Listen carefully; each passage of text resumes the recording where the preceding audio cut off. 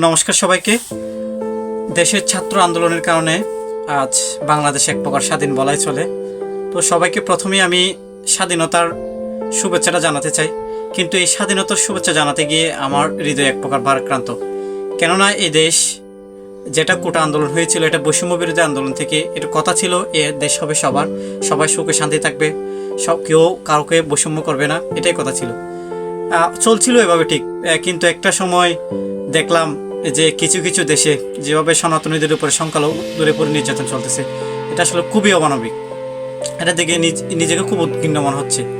কিন্তু তার পাশাপাশি আমার দেশে কিছু মানবিক মানুষও রয়েছে যারা সনাতনীদের মন্দির পাহারা দিচ্ছেন, নিরাপত্তা নিশ্চিত করতেছেন। আমাদের কিছু মুসলিম ভাইয়েরা রয়েছেন, আসলে তাদের কাছে আমি সত্যি অনেক কৃতজ্ঞ।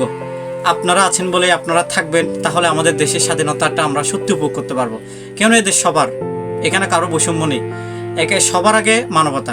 এই মানবতার খাতিরে হলো আমি আমার সব মুসলিম সম্প্রদায় উপর এবং বিশ্ববাসী সবার কাছে আমন্ত্রণ জানাবো। সবার কাছে আমি একটা রিকোয়েস্ট করবো, সেটা হচ্ছে আমাদের দেশের সংখ্যালঘুরা যেন একটু নিরাপদ হয়। কারণ কিছু কিছু দেশের কিছু আমাদের জেলা উপজেলা দেখতেছেন আসলে খুবই নির্যাতিত এই সনাতনী সম্প্রদায় সংখ্যালঘু। তারা আপনাদের দিকে তাকিয়ে আছে, আপনারা তাদের পাশে দাঁড়ান, সম্মিলিতভাবে ঐক্য করে তুলুন। এখন এই সাম্প্রদায়িক অপশক্তিকে আপনারা সবাই রুখে দিন, না হলে এই বাংলাদেশে একটা সুন্দর একটা সোনার বাংলায় সাম্প্রদায়িক একটা টেক লাগবে, তাহলে এই স্বাধীনতার তোটা আর থাকবে না। তাই আমি সবাইকে আহ্বান জানাবো, আপনারা সবাই পাশে দাঁড়ান। আমি আবার আমার কৃতজ্ঞতা জ্ঞাপন করছি আমাদের কিছু মুসলিম সম্প্রদায় ভাইদেরকে, যারা সত্যি সত্যি মানবিক, তারা আমাদের পাশে ছিলেন, রাত জেগে মন্দির পাহারা দিয়েছেন। এমন মানুষদেরকে আমি কৃতজ্ঞ জানি। এবং একটা কথায় মাথা রাখতে হবে, সবার আগে মানবতা, এবং আমরা সবাই মানুষ। এখানে হিন্দু, মুসলিম, বৌদ্ধ, খ্রিস্টান বলার আগে আমরা বাঙালি, আমরা মানুষ, সবাই আমরা দেশে নাগরিক।